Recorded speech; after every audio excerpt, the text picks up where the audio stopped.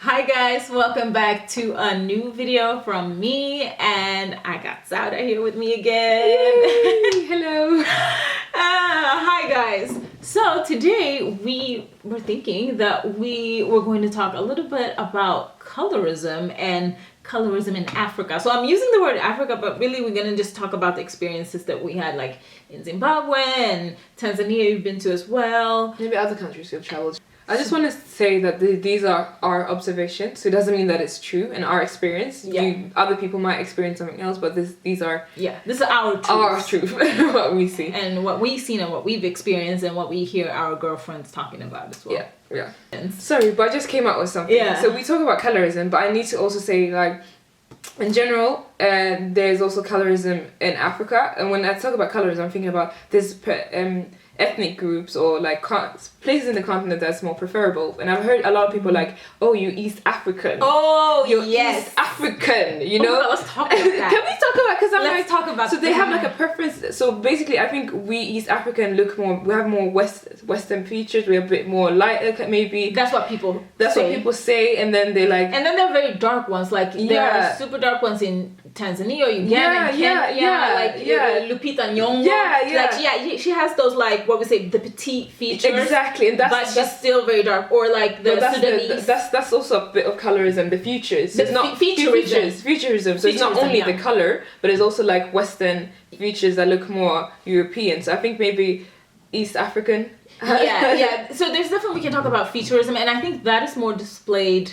I didn't really experience that at all in Africa. Did you? Yeah, in some parts. Oh, tell me. Tell us, please. I like, because I'm always interested. I'm like, in Zimbabwe I did a lot. Sometimes, because they're like, you have a feature that is, how do you say feature? Yeah, feature. Feature that is East African. So I was like, oh, why could I not be West African? They're like, no, it's hard. You would have a hard face or whatever. They'd be like, there's so many West African girls that have this face. Exactly. So they associate like East Africa was like very like puppy like face, like very like. I think because I have like features that could be either way. I really don't get that reaction, but I've had like my sister Teddy, for example. She always get like, oh, are you Ethiopian? Or are you this? Because people always, and it's like, dude, no, we can. You don't have to be from the Horn of Africa to have certain features. There is definitely differences in where you come from, but I think people have made this thing that, oh, just if you're West African, you must look hard or this manly. Particular way, and then when there's lots of West African women, North Africans look like this, East African look like this, Southern African look, and it's just like, there's a variety. Yes. You know. Ever since I feel like in rap and hip hop from America, they got so obsessed with East African women, and I was like, everybody in their captions, not in the captions, like in the description of their Instagram, like East African. We're talking about Featureism. And the obsession with East African women. And we were talking about comments that you were getting. So either it's, well, what would they say?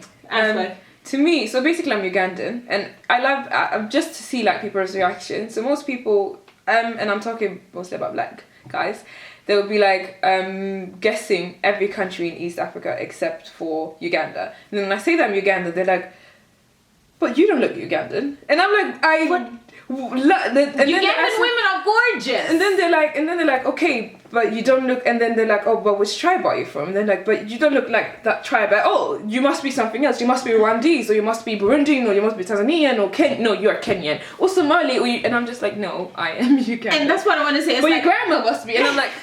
And literally, just because you're pretty, it doesn't fit in their world image that a pretty woman is from Uganda. So they're like, no, you must be Rwanda. But it's like East African has gotten this kind of feature. What do you say?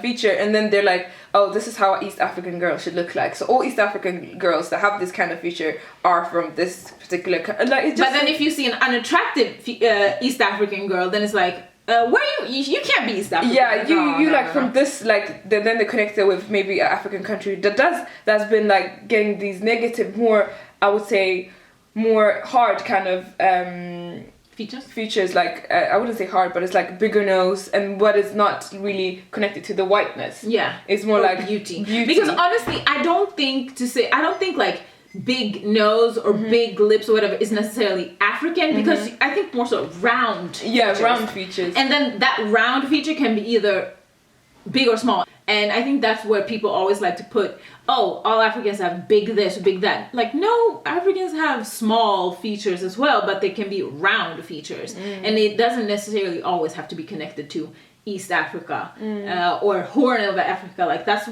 where the biggest obsession is. And then the African guys who are like from West still also connect like Rwandese, Burundese, which are gorgeous women, by the way, but think that that's the only gorgeous women. Like, no, Ugandans, women, like black women and have just their women own, in general. they have their own swag. It makes them beautiful. Yeah, exactly. And it's really annoying. So you get that all the time, like people are trying to push you into the narrative category. Like even my country people will be like that sometimes, and I'm really? like, yeah. And okay, so it doesn't only happen when you are in a Western setting with black guys growing up in the West. It's also with black guys growing up in Africa. Yeah.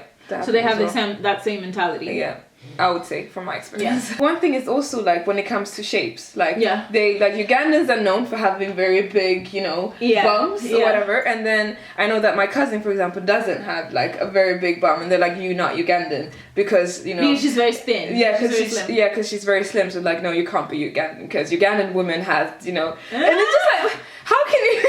You met like 2 Ugandan women who have big bumps, and now you think all of them. And then like, oh, I can see where that come from, and I can see where that come from, and I'm just like, oh god. Yeah. Do you get something like that as well, or? Honestly, I haven't gotten that much of where people are trying to box me in, but people have a really difficult time of boxing me in where I come from. It's more a colorism thing, like that I've gotten like, oh, I don't date black women, but I would date you. And it's just like in Europe. This was actually in the Caribbean when I was in Trinidad and Tobago. Wow. Like, I would date you, and I was like, who said I would date you? Woo! And he was like darker than me. Like, what? Do you think that makes me happy? Like, I feel special? No. And then he was actually at the same time dating this Danish white girl who was very pretty. And still trying to mac on me while he was, I don't know, cool. And I'm like, wow. He's struggling with something. He's like, struggling he needs to do something inside. Some check. Yes. And I've also gotten that in Sweden. I remember I was out in a party and I was going to go to like the bathroom. And then this Middle Eastern guy, he was like, whoa! That's the hottest black girl I've ever seen. Why did you have to focus on me being black? Why can't I be like the hottest girl I've ever seen? Can I ask you something? Yeah. For example, do you think, so now, as a Tanzanian, do you think you would get different kind of attention if you, for example, moved to, let's say, South Africa, or let's say Namibia, than you would have got being a Tanzanian in Tanzania? You see what I mean? Yeah, I see what you mean. Because then your color is the same, but you are different in terms of like everything, your culture and everything. Maybe different features and color. Yeah, maybe people would, because maybe I would look different from other people there. So be like, oh, what is she? Where's she from? Exotic. Cool. Yeah, perhaps. Because you could be exotic as a black person in another, like... Yes. So it's not only that you're exotified here in the Western world, you can be exotified in a different country, like, because you're different. For sure. Yeah. For sure. I think, to a certain extent, that could be a thing. I think, but at the same time, I feel like in a country like South Africa, for example, there's so many different types of women and so many type of different people living there. So it might be not as much of a novelty. And I didn't think I experienced colorism so much. Yeah. But I think it's because of the countries. They have a lot of, they have a range of different and just colors. I felt it was more positive being a darker complexion. That's my feeling. I don't know if it's true. But tell us about how it works in Zimbabwe. So, in Zimbabwe, correct me if I'm wrong, someone from Zimbabwe, well, they have like 3 different categories, or main categories, which is white, colored, which is like a completely different race, I would say, and then black people. And I felt like colored people in Zimbabwe were treated worse than black people, what would be in, like, for example, Europe. I see like in Europe a lot of people look up to colored people, which are basically mixed race people, while in Zimbabwe the typical stereotype you hear about black people in Europe, you would hear about colored people in Zimbabwe. So the way they told me is like colored people, they stay with themselves, they don't want to be educated, they just get children, they'll play you. And I was like, wow, these are the stereotypes I hear about black people in like Sweden. For example, I was like, who are these people? And then I go and see it, and I was like, these are like black people in Sweden, but they're like, no, they're colored. And I was like, we are not them. And I was like, what? Like, for me, that was just so bad. I was like, that is crazy. I was like, I need some education in this. What is this? Because black people, colored people, whatever. Because I remember I was talking to this my friend, and then his brother, and they were from the same family, and his brother was the same color as me, and he was colored, and he was like mixed race, and he was colored, and I was like, but you're black, and he was like, no, we're colored, and I was like, what? So there's like a completely different race, or like just, you know, it was just the way they spoke was also like a bit different, their accent. Really? Yeah, it was just like it was just completely. It's a totally different culture. It was completely different. And Trevor Noah will talk about this. And then, but in South Africa, because I've heard that's how they have it. I didn't know they had that in Zimbabwe. Yeah, they do too. That was like, I felt like that was like colorism, but changed the other way, where the black people became the ones looking down on colorism. But even if you look at the black people, there's like black people that look like they're colored. Yeah, right. Because they're like, so I was like, so I used to ask my friend, I was like, is that person colored? And they're like, no. Is that person like when it was how like would they know? And by just looking at them, they were like by their behavior. Like I was like, I cannot tell the difference. Okay, so I just wanted to go back to what we were talking about, featureism and this hype of East African girls and women that is happening or has been happening for a while. What do you think people mean when they say East Africa? Do you think they count in like East EA community? To be honest, before when everyone said East African, I only thought about the East African community. But then eventually I noticed that they were talking about the horn.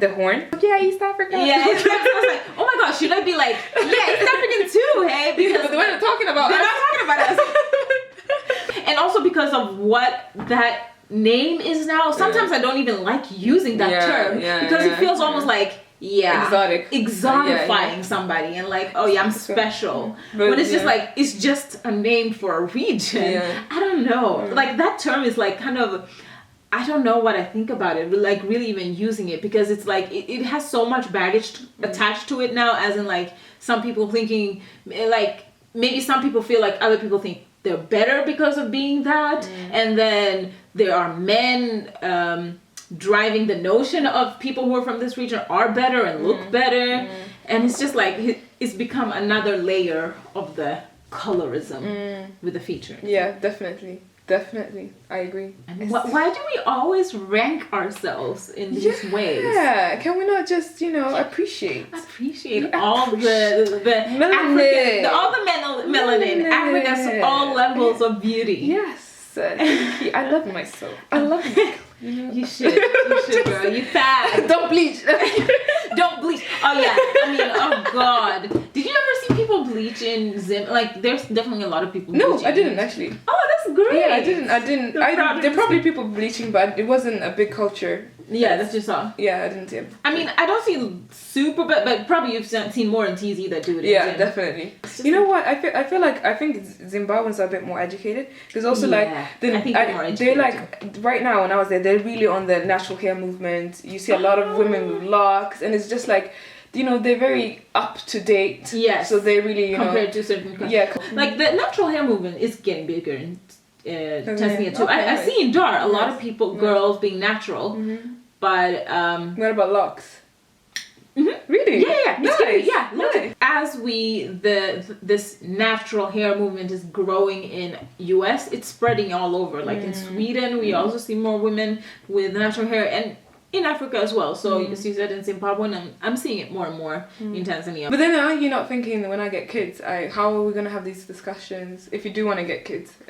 Basically, don't talk negatively about like your natural hair or your skin color in front of your child, or your weight, because that can also lead to some like them seeing, oh, this is what mom doesn't like. If they see a mother, because I remember seeing my mom always looking like taking us from school looking the best, like awesome, and I think that really built my because I look exactly like my mom, built my confidence. Like, yeah, my mom thinks she's all of that. I think I'll admit all of that. Of course, there's like teenage times when you don't feel some insecurities. But as long as you show, if you carry yourself with pride, then I think that's going to rub off on your child as well. Any closing comments about Featureism, the label East African, or colorism? I just think that black is beautiful. Yeah. I think that's a perfect wrap up. Black is beautiful. Yeah, and you're beautiful. We all are beautiful. Just be yourself and then you're beautiful. Okay, that's it. Yeah. Thank you so much for watching, guys. Hope you enjoyed this video, and we'll see you next time. Bye. Bye.